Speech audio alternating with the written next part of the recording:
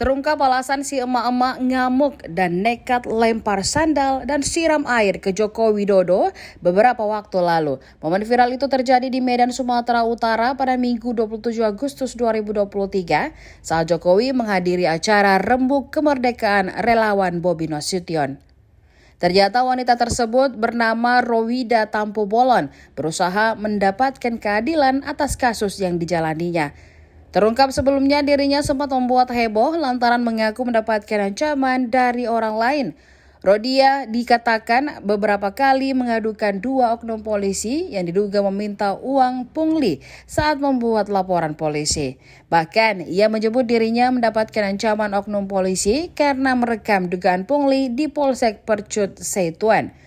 Roida juga mengunggah momen saat dirinya dan sang anak tidur di Polrestabes Medan untuk mendapatkan keadilan.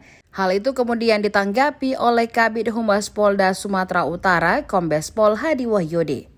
Menurut Hadi, wanita itu pernah diserahkan Polda Sumut ke Dinas Sosial Kota Medan sebelum berakhir diserahkan kepada Dinas Sosial Deli Serdang pada Oktober 2021. Alasannya karena yang bersangkutan diduga mengalami gangguan jiwa dan juga terlantar.